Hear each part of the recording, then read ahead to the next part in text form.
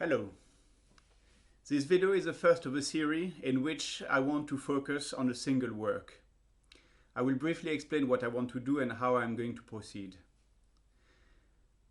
I will choose a work, divide it into a number of parts, and publish videos which will each focus on one of these. I will talk about the work, illustrate it, play the extract in its entirety. When the whole work will have been thus discussed, I will upload the entire piece. I think of this way of proceeding as not entirely dissimilar to the way novels were published in the 19th century, in the form of feuilletons, at the rate of one chapter per week. The work I want to share with you today is Medtner's Night Winds Sonata. I have been fascinated by this piece for years, and it has long been on my list of things to learn. But I also had to try and find a concert promoter who would want 35 minutes of Medtner, which has proved a very difficult thing to achieve. I was supposed to play it next month at the Pushkin House in London, but of course this is now not going to happen. So I decided that rather than giving up on the piece once again, I would try and find a different audience for it. The Night Wind is Medtner's seventh sonata and probably the best known of them all, after the Sonata Reminiscenza. But Medtner is also a difficult composer to understand and to love, and most people are quite happy to simply pass him by. He has the reputation of being a highly skilled but somewhat intellectual and arid composer, with a penchant for unnecessarily complicated textures, a kind of Russian Max Reger, if you like. I will acknowledge that of all the works of his I have listened to, very few have made a deep and lasting impression on my mind.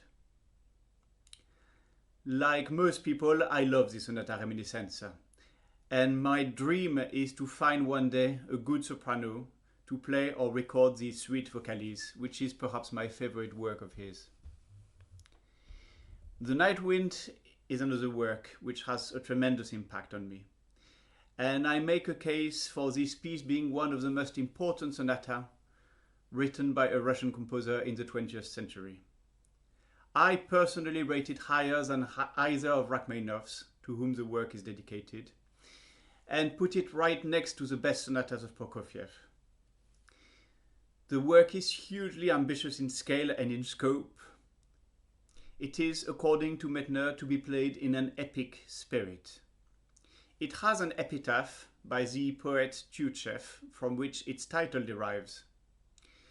The translation I could find online does not make for good poetry, but for the sake of meaning, I will quote it in full. What are you wailing about, night winds? What are you lamenting so frantically? What does your strange voice, now muffled and plaintive, now loud, signify? In a language intelligible to the heart, you speak of torment past comprehension, and you did at times stir up frenzied sounds in the heart. Oh, do not sing these fearful songs about ancient native chaos. Now avidly the world of night within the soul listens to the loved story.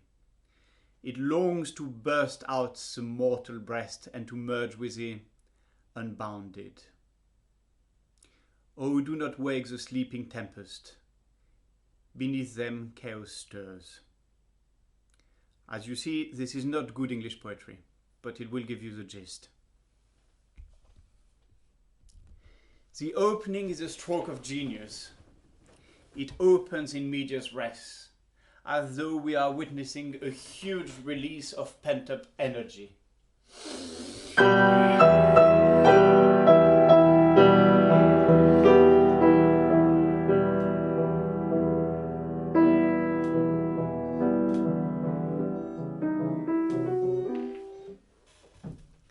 This is nothing less than a kind of musical Big Bang, in some way similar to the opening of the Rachmaninoff Second Sonata,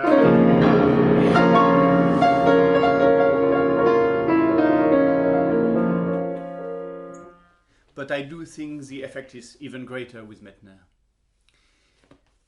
From this spectacular launching pad, two things must be noted. Firstly, it is made up of the repetition of a single, very simple melodic cell, which you must keep in mind because it will bear a strong influence on the rest of the work. Secondly, if you pay attention, you will notice the unusual meter. You will see that we are in 5/4, that is 5 beats a bar. 1, 2, 3, 4, 5, 1, at which point we switch into 4/4. Again, this is a premonition of something which is going to be a dominant feature of the movement. After this grand opening emerges what I would not hesitate to call one of the greatest melody ever written by a Russian composer, a country that has given us many great melodists. People like Tchaikovsky, Rachmaninoff or Prokofiev all have to the highest degree this gift of writing a truly memorable and moving melody. Medtner, in my opinion, rarely achieves this, but here he does, and with revenge. Once heard, this opening phrase will stay with you and haunt you for a long time. At first hearing of the work as a whole, this might indeed be the only thing which truly makes an impact. And I will confess that it is in large part because I wanted at all costs to play this theme that I decided to learn the work. So let us hear the beginning of this phrase.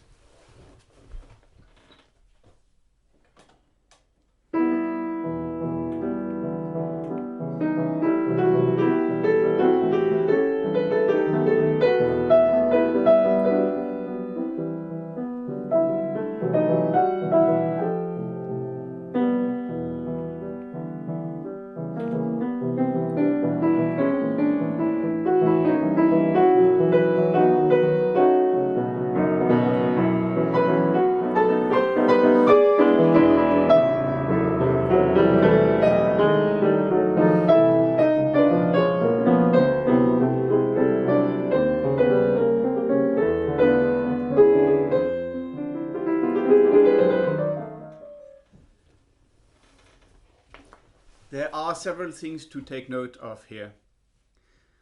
Firstly, the sheer breadth of this opening. In a similar way to the opening of Bruckner's 7th Symphony, this phrase is as magnificent as it is long. It runs unbroken for over 2 minutes and in no way feels forced. It seems as though the phrase naturally breeds its own continuation.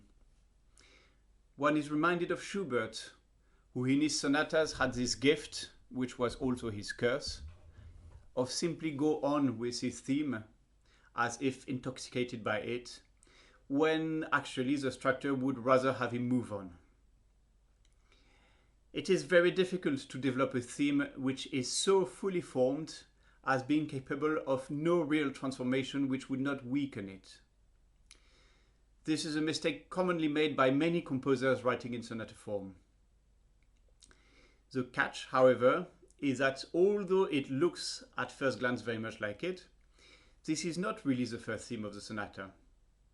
It is an incipit, an introduction of absolutely prime importance for the rest of the work, and yet in some way the movement has not properly started. The closest analogy I can find is perhaps with the Schumann First Sonata, with which it bears a certain resemblance.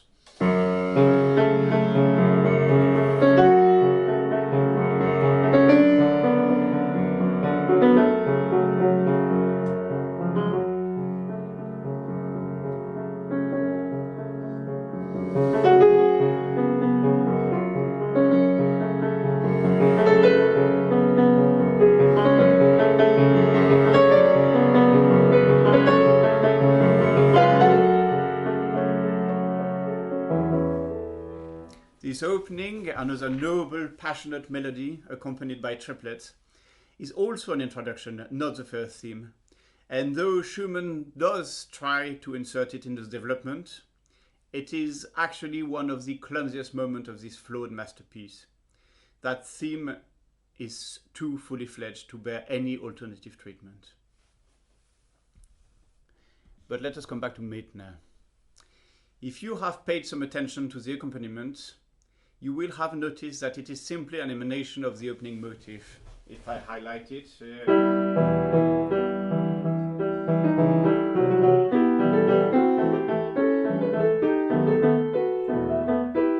we find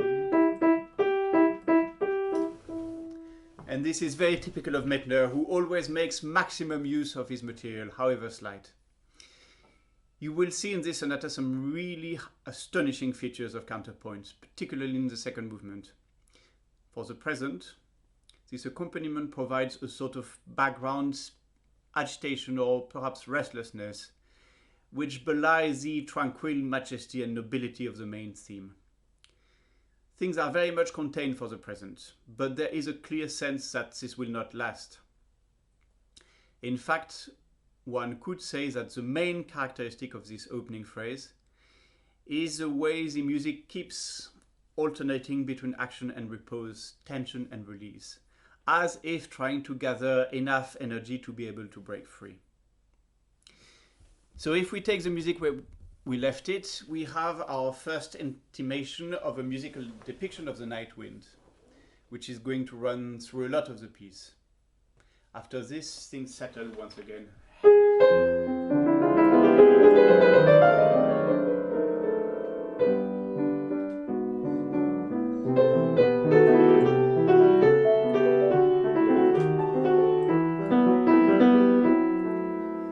At this point, we reach a transition point, and the extraordinary use of cross rhythm does remind us of Brahms.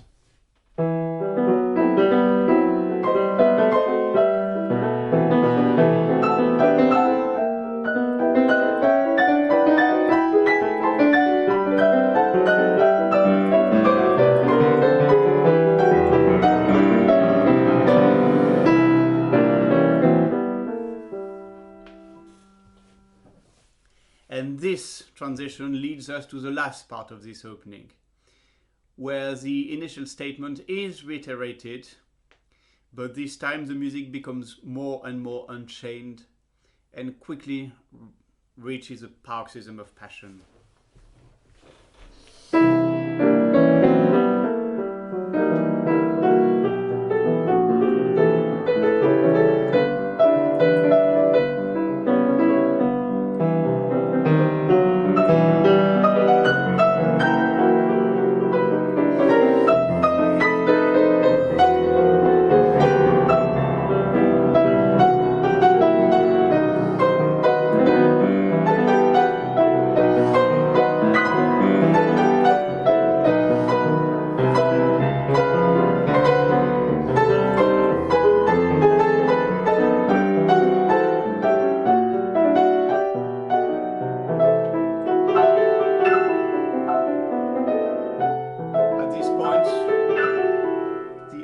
Derived from the beginning seems finally spent.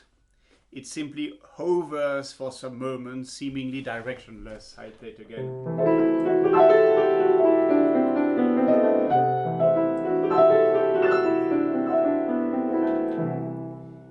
But while the right hand is retreating, this is time to start listening to the left hand. A new melodic figure emerges, which brings back the 4 beats a bar of our beginning, and is another feature which is going to bear a tremendous impact on the rest of the movement. Then, immediately after, we get another intimation of the motif of the night wind, which this time simply repeats what the left hand is doing, only much faster.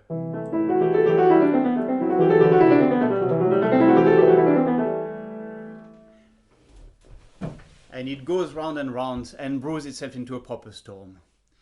It finally takes us off the ground and transports us to a completely different universe, to the official first theme of the sonata, and to the next chapter of our musical journey through the work. Thanks for watching.